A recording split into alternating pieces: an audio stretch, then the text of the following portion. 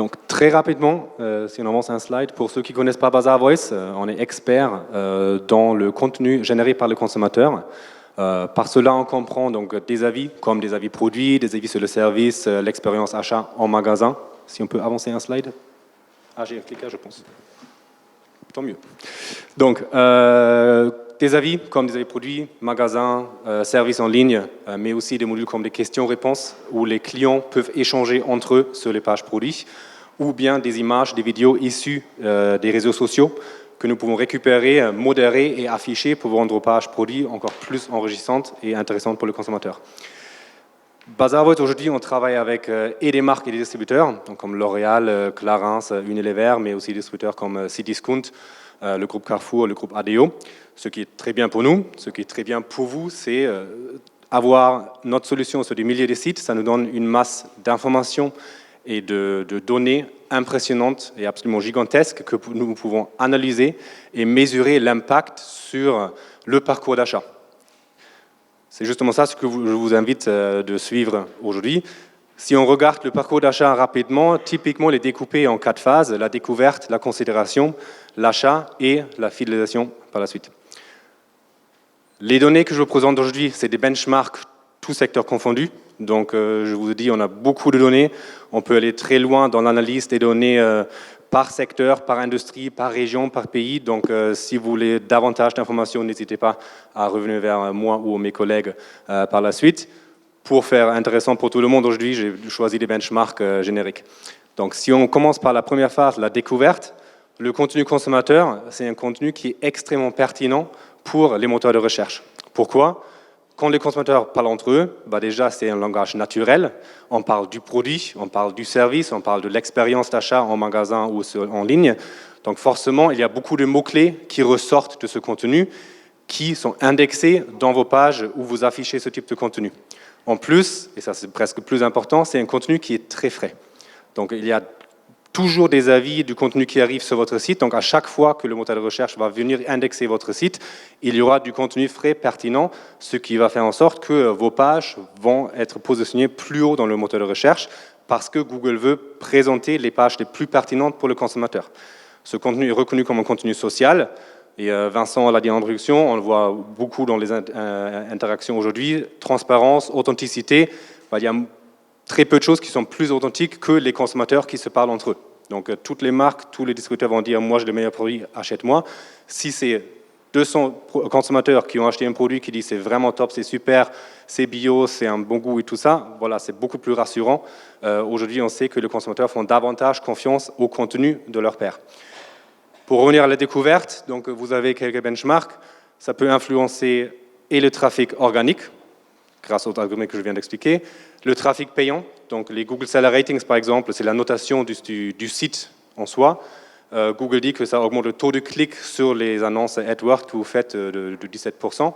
Vous pouvez influencer les affichages Google Shopping ou les Product Listing Ads, donc c'est les petites images qui s'affichent dans les résultats, et vous avez donc les mots-clés qui améliorent le positionnement de votre site. Étape 2, la considération. Donc, une fois que vous avez donc su attirer le client sur votre site, il passe en phase je compare. Je veux acheter le meilleur produit, le moins cher, mais avec la meilleure qualité. Donc, c'est là où le contenu peut avoir une très grande influence. Vous avez, ça c'est le benchmark générique, 41% de taux d'interaction. Ça veut dire que parmi tout le trafic qu'on voit sur les pages ou les sites où notre contenu est présent, on voit 41% de clients qui interagissent de façon proactive avec ce contenu. Donc, ils vont vraiment utiliser le contenu, poser une question, trouver un avis utile, juste comme ça. 85%, et ça, ce n'est pas une étude Bazaarvoice, c'est une étude du marché qui dit que 85% des consommateurs se disent influencés par du contenu personnalisé. Les avis, les questions-réponses, tout ça compte dedans parce que c'est un contenu des personnes comme moi.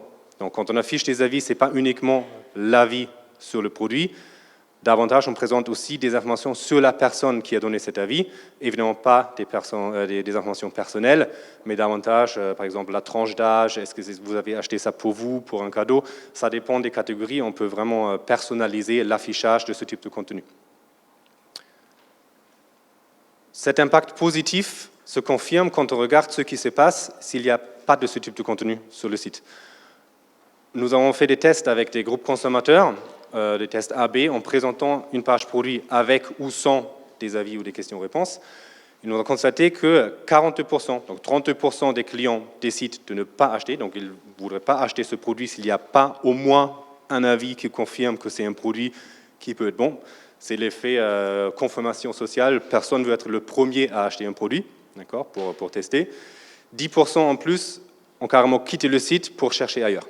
Donc on va proactivement, si Bazaarvoice n'existe pas, peu importe, aujourd'hui tout le monde achète en ligne, donc je pense que c'est un réflexe naturel aujourd'hui d'aller regarder les avis pour confirmer est-ce que c'est un produit qui correspond à mes attentes. Donc il y a l'impact positif sur le taux d'engagement, il y a aussi le risque de perdre du revenu potentiel si vous ne proposez pas ce type de contenu. Troisième phase, la phase qui intéresse tout le monde, c'est la conversion. Donc une fois que vous avez su attirer et informer le client sur votre site, vous voulez qu'il achète, d'accord? On passe par 3, on va dire KPI clés avec nos clients, c'est la couverture, l'engagement et la conversion. Couverture, ça veut dire combien sur votre catalogue produit, petit ou grand, peu importe, sur votre catalogue produit, sur combien de produits est-ce que vous affichez ce type de contenu. Donc au moins un avis, au moins une question, au moins une image. L'engagement, c'est à quel point est-ce que vous rendez ce contenu accessible et visible, donc vous favorisez l'engagement du client. C'est facile d'interagir avec ce type de contenu. L'impact sur le taux de conversion, les 91% que vous voyez, c'est le benchmark, toutes catégories confondues, c'est l'augmentation du taux de conversion pour les personnes qui interagissent. Donc il faut remonter la chaîne, 91% pour les personnes qui interagissent avec le contenu sur les produits où il y a du contenu. Donc d'où l'intérêt d'avoir une couverture le plus large possible, de mettre en avant ce type de contenu pour favoriser l'engagement, parce que vous avez l'impact sur la conversion derrière. Les 30%, ça s'explique de façon assez simple. Pour des marques, c'est assez facile d'avoir une couverture beaucoup plus large, parce que les catalogues, d'habitude, sont assez petits par rapport à un Cdiscount avec des centaines de milliers de références. Pour des distributeurs, c'est très difficile, s'ils se basent uniquement sur leur contenu à eux, c'est très difficile d'avoir une couverture produit qui va au-delà des best-sellers. C'est pour ça que nous, en Bazaarvoice, on met en contact les marques et les distributeurs, et les deux peuvent bénéficier de l'effet réseau. Donc le contenu que nous collectons avec les marques, on peut le mettre à disposition sur le site de retailer, tout ça en toute transparence. Donc un avis qui a été déposé sur le site d'une marque qui est ensuite syndiqué, donc partagé, affiché sur le site d'un distributeur. Il est clairement marqué comme étant issu du site de la marque initialement, mais c'est un moyen hyper efficace pour les marques de mettre en avant leurs produits sur le site de retailer pour rendre le contenu plus visible. Un exemple, c'est Tetley, c'est une marque de thé en Angleterre avec laquelle nous travaillons. Eux, ils voulaient démarrer une nouvelle gamme de produits dans une nouvelle catégorie où ils n'étaient pas du tout présentes. Donc, ils ont travaillé avec nous pour faire des campagnes d'échantillonnage. Donc, même avant le lancement des produits, même avant la disponibilité des produits en magasin et en ligne, ils ont fait des campagnes d'échantillonnage. C'est quelque chose qu'on propose à nos marques et nos distributeurs, de créer des communautés pour pouvoir tester des produits, d'une, pour vérifier que vous ciblez le bon groupe de clients, et de deux, générer du contenu même avant la mise en vente de ces produits. Ce que je veux dire, c'est campagne d'échantillonnage, on a commencé à collecter, modérer et ensuite afficher du contenu. Donc le jour du lancement de ces produits sur Asda, c'était le premier distributeur où ils ont commencé à afficher ces produits, il y avait déjà des produits présents sur les fiches produits, ce qui leur a permis d'avoir une bonne couverture, du contenu rassurante et engageante pour les consommateurs qui découvraient un nouveau produit. Donc il ne fallait pas attendre plusieurs semaines pour qu'un premier se lance pour déposer un avis par la suite et tout ça. Donc on pourrait bien dire, voilà, ok, taux de conversion acquis, super, on s'arrête là.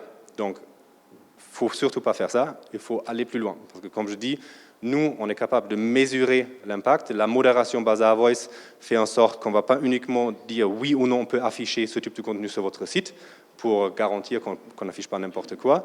Mais on va plus loin, donc on peut taguer du contenu, on peut ajouter des codes de modération en fonction de ce que nos modérateurs, parce que c'est des modérateurs humains, ceux qui lisent et peuvent dire, bon, ça c'est peut-être intéressant pour le marketing, ça c'est pour une suggestion d'amélioration.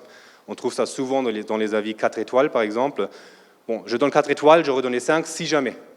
D'accord? Donc ça, c'est une suggestion d'amélioration.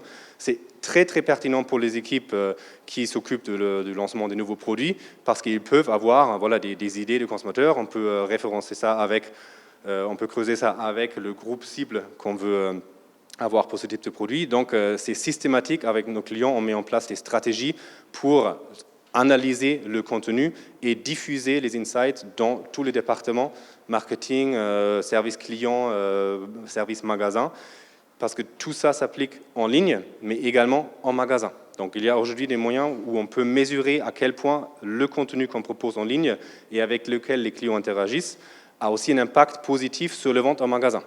Je vous donne un exemple facile. Si vous allez acheter un nouveau frigo, c'est très probable que vous allez faire des recherches en ligne avant d'aller chez Darty ou en magasin pour en acheter un. D'accord ? On veut toujours avoir la touche finale, on veut vraiment aller au magasin pour voir le produit, le tester et tout ça, mais il y a une étape recherche en ligne même avant de se déplacer. Ça, c'est vrai pour les achats, on va dire, très conséquents, frigo, voiture, tout ça. C'est également vrai, et on a des data là-dessus, sur les produits du quotidien. Donc les gens qui achètent des couches, les gens qui achètent des glaces, les gens qui achètent peu importe, il y a des pourcentages qu'on peut mesurer avec notre solution qui vous indiquent le pourcentage de vos clients qui regardent et qui lisent les avis sur votre site avant d'aller au magasin pour acheter le produit. Un autre exemple où on peut aller plus loin dans l'analyse du contenu, c'est par exemple les buyer persona. Je suis sûr que parmi vous, la majorité, vous avez identifié votre parcours client, votre persona, les différents types de clients que vous avez. Très, très souvent, avec nos clients, on constate que d'habitude, avant de travailler avec nous, ça se passait par des groupes consommateurs.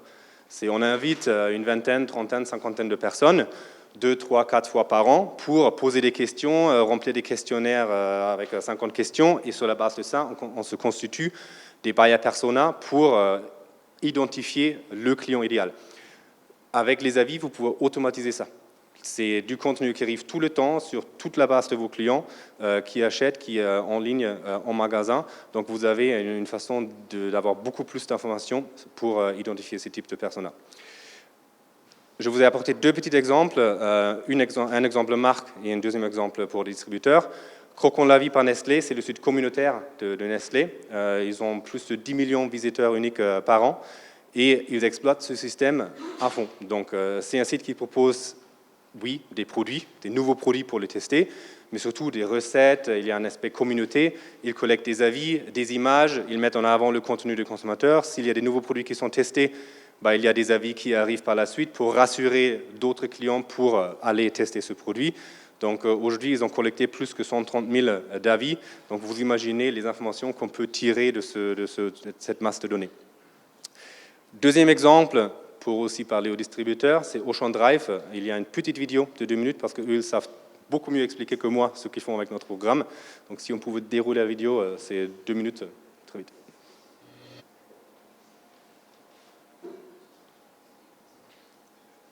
Je fais ça d'abord.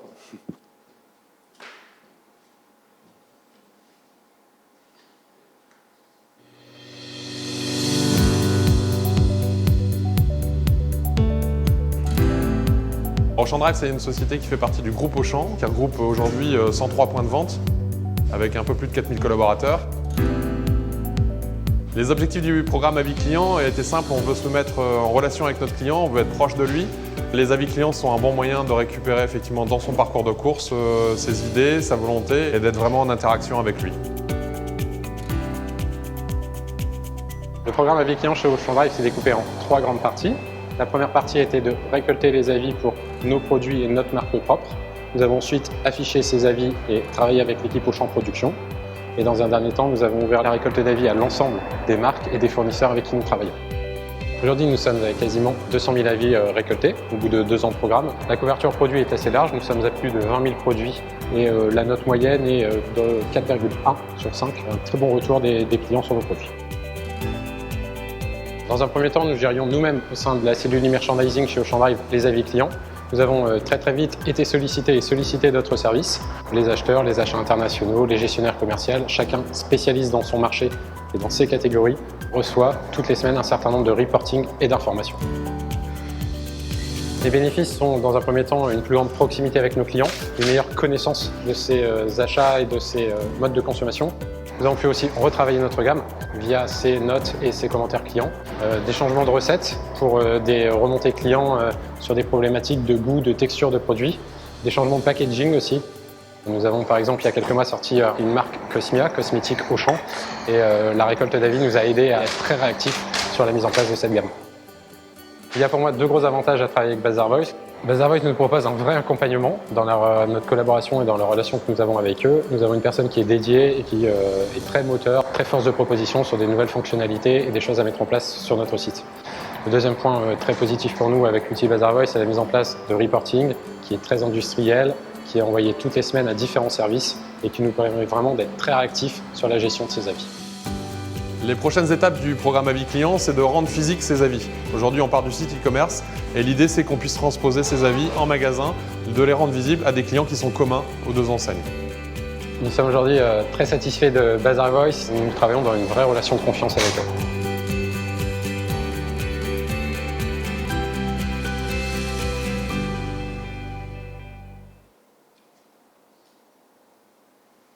Donc ça, pour très rapidement vous donner une idée du programme qu'on peut mettre en place avec nos clients. Je suis hors du temps, donc je vais m'arrêter là. Si vous avez des questions, n'hésitez surtout pas. Comme je vous disais, les benchmarks, elle est très générique. Il y a beaucoup plus de données par secteur, par industrie et tout ça. Donc si ça vous intéresse, n'hésitez pas à venir me voir. Ça serait avec plaisir d'échanger avec vous. Merci. Merci beaucoup, Benjamin.